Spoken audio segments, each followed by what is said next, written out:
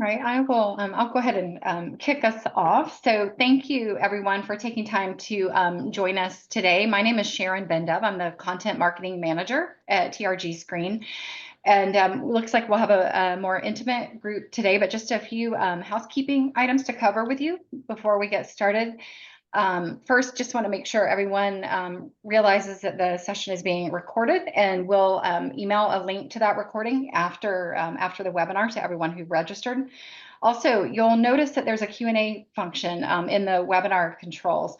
We definitely encourage you to ask questions when they occur to you, but what we'll try to do just to maintain the flow, since it's a more brief webinar, we'll come to those questions. We'll address those questions at the end, and if for any reason we don't get to your question, we will be sure to follow up with you one-on-one afterward.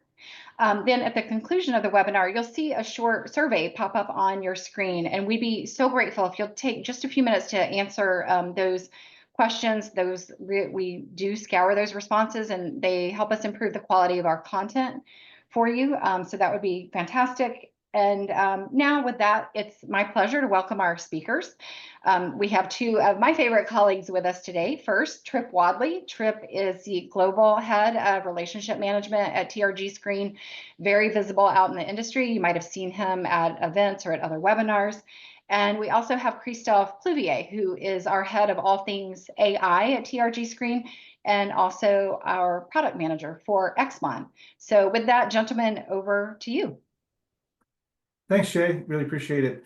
And I'm not going to do tons of speaking because I'm going to let the expert Christophe to run this show here. But I do want to say that we've got a number of clients who've already engaged with us on reference data management, got a ton of value out of it, seeing a lot of savings, executing and delivering on that kind of work. So we're really excited to have everyone here. Thanks so much for joining us. And with that, Christophe, please, let's let you shine here. Thank you very much, Sharon and Trip, for the introductions. I'm very excited today to have the opportunity to present you how Exmon solution can really help you to change the way you manage your reference data from a reactive situation to a proactive solutions, and bring all the benefits that comes with it. And so let's dive into it. So first of all, I would like here in this slide just to set a little bit the scene and define what reference data is. So here we will focus on reference data cost and usage management. Reference data is a subset of market data. It's all the market data that is non-streaming, so price related. So it's typical the data that like SecMaster, dividend tables, end of the price that you download and store in your systems to have to generate your reports internally. And reference data is a big part of the market data team subject, because this is an expensive part of the budget. Reference data is a typical represent typically 10 to 30% of the total market data budgets for the organizations. So the first challenge is that it is an expensive commodity, and this continue growing in terms of expense, as we saw in the last year report. The average of last year report was just a 6.5% increase. Even if you stay within the same data consumptions, we got a 6.5% increase of reference data. The second challenge that clients are facing is that reference data are encompassed within a very set of very complex commercial models. Even for the same vendor, you can acquire the data in many different ways, with a pay-as-you-go pricing model, or band models based on your consumptions, or an enterprise model where you pay a bulk annual fees. And here, this is very complex, very difficult for the client to actually decipher and understand what is the best pricing model I can use for my consumptions. And the third pillar and the third challenge that we see here in the reference data is the complexity of all the licensing and the usage within that space. Because here we have the clients typically face the question of, are you licensed for all the data that you downloading from your provider, such as Bloomberg, Reuters, etc. And second is, okay, how do you use the data internally? Do you know who is using the data, and have you have the right to distribute the data internally, distribute the data externally? And this is really a pickle and a difficult questions to answer with, let's say, a passive management. And passive management of reference data is when you only use what is given by the vendor, which is basically the invoice that comes 1 month after the fact. And this is basically not enough to tackle those pillars. As a consequence, what we are proposing today is to look at putting you into control with a proactive management of this area. And this will help you to give you transparency onto the complex pricing model, giving you all the tools to understand what's going on, as well as giving you the tool for reporting on the data lineage and the usage of your data within your organization in order to answer those really two big facets that we're going to talk about during this webinar, the complex commercial model and complex licensing model. Christoph, we see a lot in our conversations with clients about how they've been surprised by an invoice. They didn't realize that a developer was making an expensive call. The developer didn't realize that that field calling up was going to be very expensive. And once they've used it, it's hard to negotiate their way out of it. And even if they do, it's taken time and cycles and drama to get out of it. So just being able to understand what's being called and getting out of that reactive mode and taking, I like to say this a lot, taking the drama out of the process saves time and avoids cost. And before we even start talking about savings. Absolutely, Trip. And here, that actually in the slide, we illustrate exactly those items where here we could say, when we look at just the passive mode with just the invoice only, you cannot manage change management, for example. In a way, exactly when a trader comes and says, I want to add these additional fields for my business, you have no tools to enable you to say, yes, go ahead. I know what is the cost impact. In fact, is just go ahead and we'll see next month what the cost impact. Another challenge with just purely invoicing is the legacy architecture. The legacy systems do not give you the transparency that you need to answer these above questions. And also, as you exactly mentioned, Trip, this comes after the fact. The invoice comes after the fact.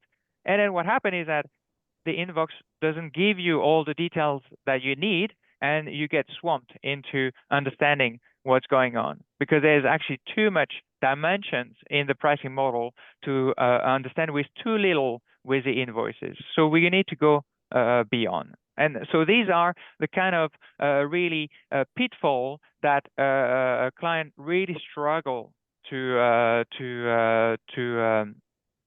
go against and to manage with just purely the invoice. So now, how do we let's dive into it, and how do we achieve this full transparency? We know that invoice is not enough. So what you need to use is tools like Xmon, and what we call here is a smart meter, because Xmon sits in between your consuming applications and your vendor. And with Xmon, you're able to monitor every single call that comes out of your firm to the vendor. And this gives you the full transparency and all the granular details that you need to be first in control, and second, because you see what's going on, you can go to the next level and go to the optimizations. And not only you understand the pricing model and how you use the data, you can now go and fetch some more mitigation of your costs, and only pay for what you need. We always talk about that turn something off and hope that the users don't scream scenario, right? So this gets us around that, and now you know who to talk to and say, hey, application owner, I know you're calling this expensive derivative field. Do you still need it? And then you make sure that's needed before it gets turned off. And Absolutely. Partnership and transparency that helps that whole process. Exactly, Trip, and that's exactly that second point here of the scenario, which is attribute level consumptions, that granularity that gave you this. We have also opportunity to look at the commercial model optimizations. Which one is the best for me? Impact of simulations. What if I change something? What if I add a field? What if I add new securities, etc.? What is the expected cost increase? And also, once you've, let's say, looked at optimizations of your costs, you want to go towards the controls where you want to now be in charge and then make sure that the issue that you had before does not reoccur. And at the end, we'll look into a scenario around cross-vendor analysis. So let's take an example to illustrate a little bit of those cost opportunities. So the first one I want to call out is great scenarios where Exmon look at all the requests that you've done through the months, calculate your cost profile in your current pricing model, and calculate the same consumptions with a different pricing model. So here we're looking at an example of, for example, Bloomberg pay-as-you-go model. It's called a per security or ad hoc mode, comparing to the MDS, which is a band pricing model. And there we were able, with this tool, to identify a cost-saving opportunity for one of our large asset managers in the US, saving opportunity between 15 to 20% of savings of overall savings. And we were actually able to realize it with him because not only we were able to show him the capabilities here or the opportunity, but we were able to accompany that client to that change using actually the rules modifiers of Exmon, where we sit in between their systems and we were able to apply the changes on the header of their request to switch on the first of the month to the new pricing model across all their 10 systems and environments, which was a big task that they couldn't coordinate easily on their side. So Exmon was also able in that case to implement such a commercial model change for them. The vendors come in and they sit with you and they're like, oh, we've got this great new commercial model we want to show you. Well, we're the ones that can help you evaluate whether it's going to be a good commercial model or not. And what are the kind of things to help you negotiate that new deal as well. So it's not just, granular turning off fields. We can help you with the larger picture kind of things and evaluate vendor against vendor, right, Christophe? That's very true, and that's something that we'll show in the illustration, absolutely, that we can compare vendor to vendor. And what is important is you want to compare with what you actually need, because you don't want to have a vendor coming with, here is an all-you-can-eat model, is quite cheap, but actually what really does that covers for me and what really do I need? Absolutely. But we'll just come back to that in a moment. And here, the next scenarios, this is exactly is a fantastic scenario because this is one that actually happened with one of asset manager in Europe about 4 or 5 years ago, where these scenarios take into consideration the whole month of requests, consolidate everything, and show you here that, for example, for fundamental categories that cost me about 10 grand a month, it's triggered by a single field.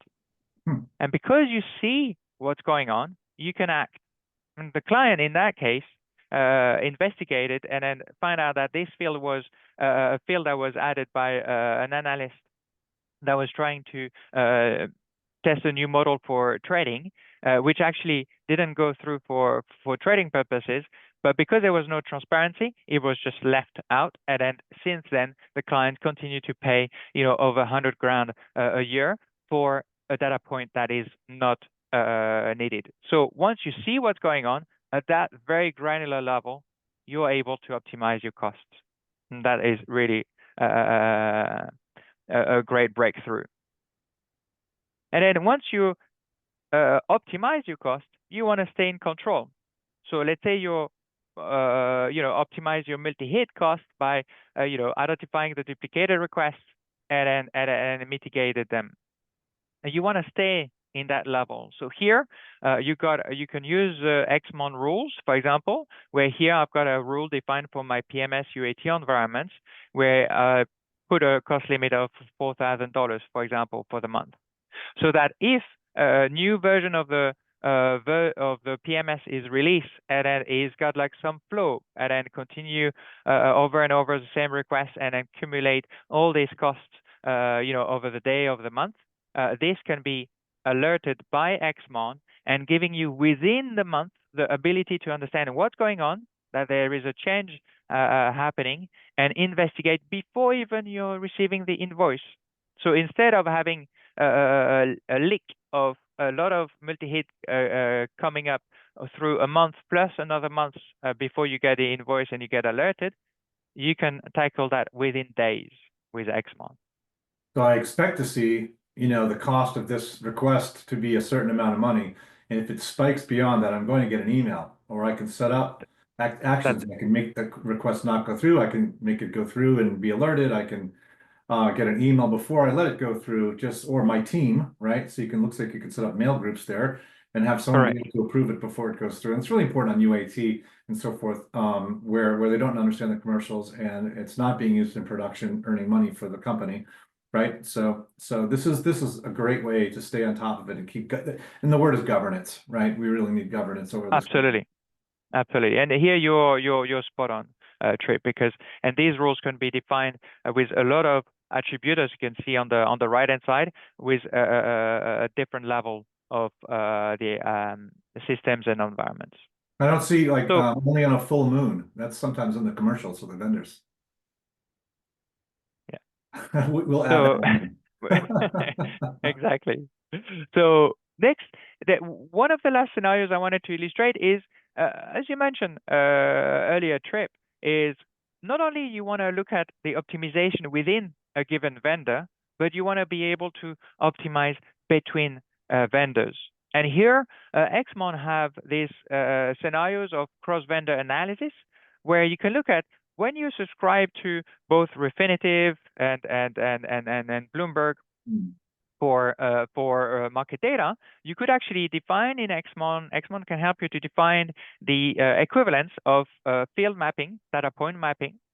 And then it can run a scenarios, and if all the fields can be mapped from one vendor to another, it can identify and says, okay, look, instead of, let's say, downloading on both vendors, you could actually save a certain amount of money by just switching. And here, this is not a rip-off, it's not ripping a whole vendor out. This is very granular analysis that says, just look at these categories, just look at these few fields. If you replace them to the other vendor, then you're in for a good return on investment. So this, again, is a fantastic tool that go beyond the single vendor analysis. And this is, again, achieved by the granularity that XMON enable you to see. And it's beyond, comparing it. You can basically look at the commercials from the two vendors. You can then, once you realize you're going to be able to potentially make savings with vendor number 2 or vendor number 3, then it buys you time in your UAT environment to be able to run quality and make sure that that's all ticked and tied as well. So it's an integral part of the process to be able to see that comparison. Absolutely.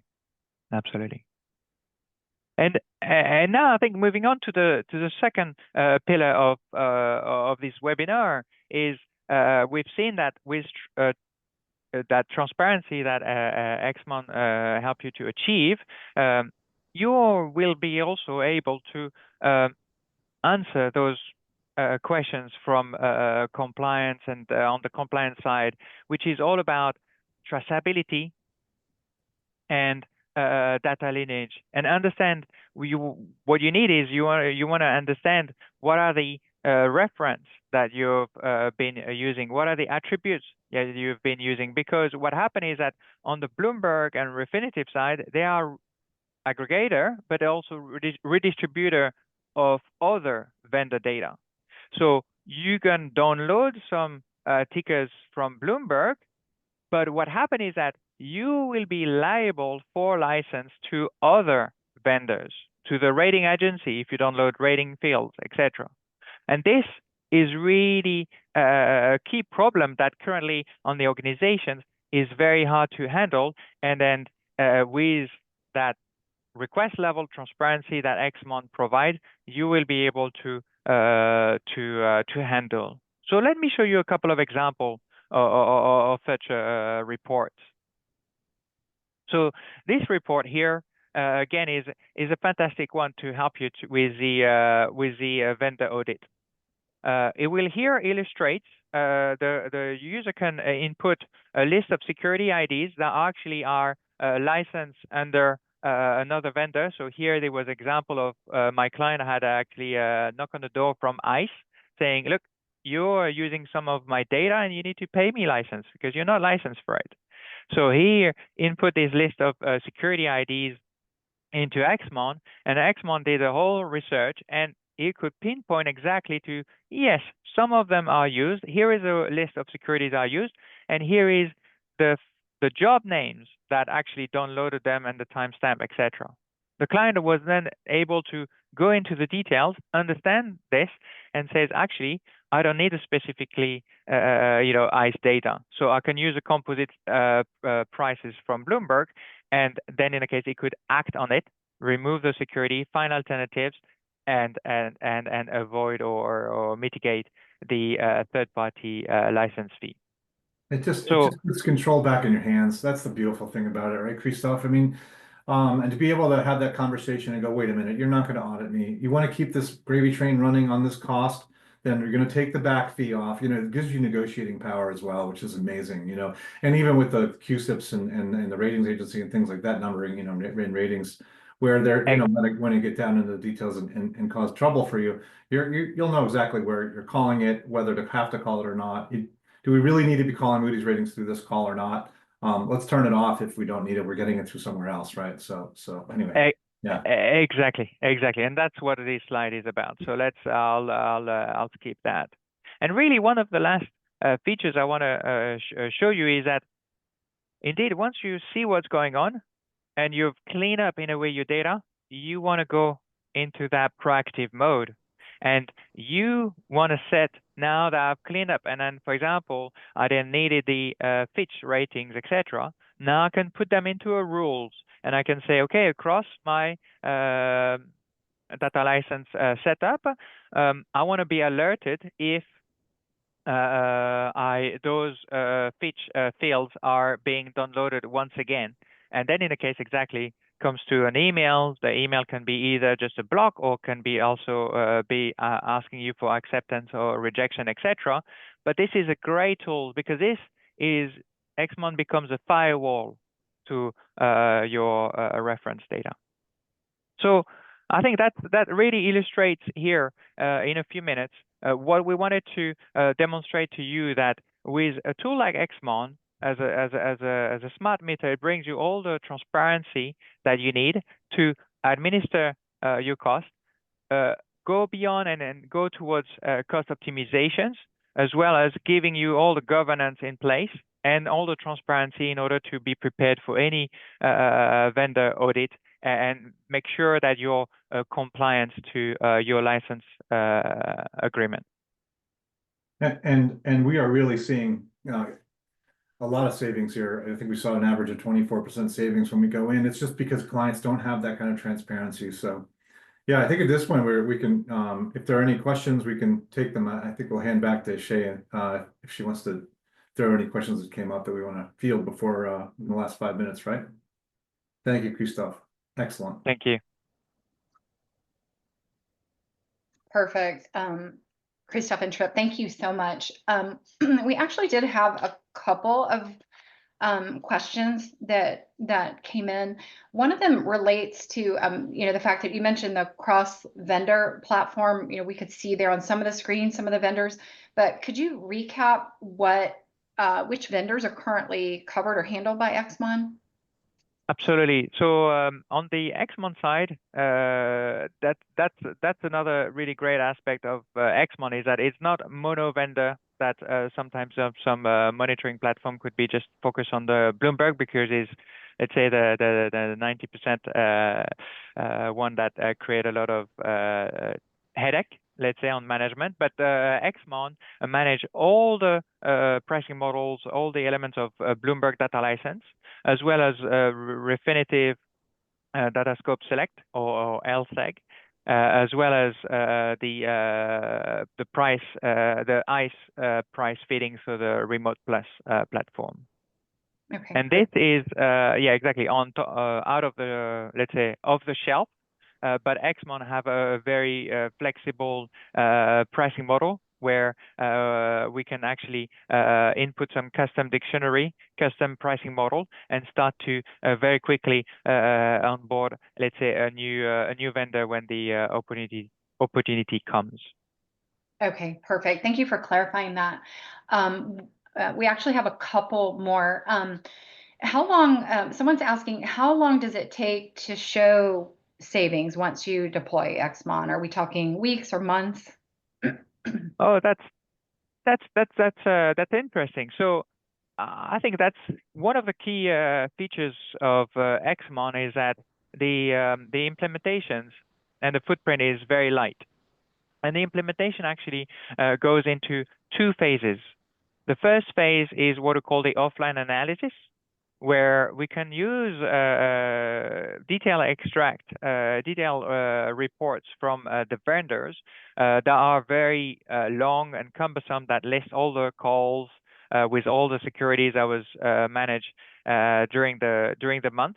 And Xmon decipher these very large files of gigabyte of data into a clear level of cost profile. And from that cost profile, we can already start to see some patterns of opportunities in terms of multi-hit, typically in terms of snap of data, and identifying the patterns of how you request data. And already we usually being able to identify 15% of potential cost savings from that pure offline analysis, which is typically delivered within 2 to 3 weeks of implementations for clients with a few DL accounts. And then after, we typically phase it DL per DL. So within just a few weeks, we already can provide cost transparency and then cost opportunities reports.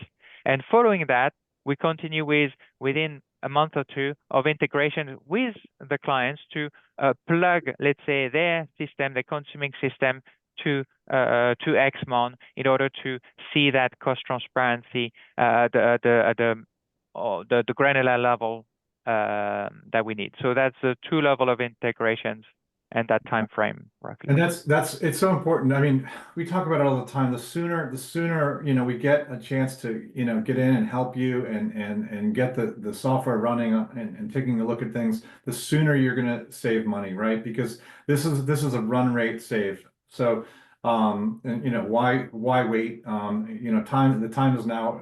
It's early May still, and there's a lot of year to go. So and seriously, we want people to be able to help make their savings goals, and this is a really great way to get started. So. Okay, great. Thank you for that color, Christophe. I know we're at 10:29. We have one that came in that you might want to just touch on lightly, and I think we'll want to follow up with this attendee. Sure. It's a great question. In terms of compliance, are there any recommendations on communicating and training users on usage restrictions and guidelines? Yeah, so I think here the great thing is that with Xmon, it gives you the possibility to understand what is being used within the organizations. So you have that transparency, and then after, what happens is that Xmon doesn't come as a pure solution on its own. It comes with what we call the Xmon Insights, which is a team of experts that do this analysis day in, day out, and accompany the clients in that process of onboarding Xmon, but also on supporting Xmon. So you can rely on this expert of Xmon Insights team to help you to answer some of those questions and guide you, help you with this kind of transparency that is needed for compliance. Okay, great.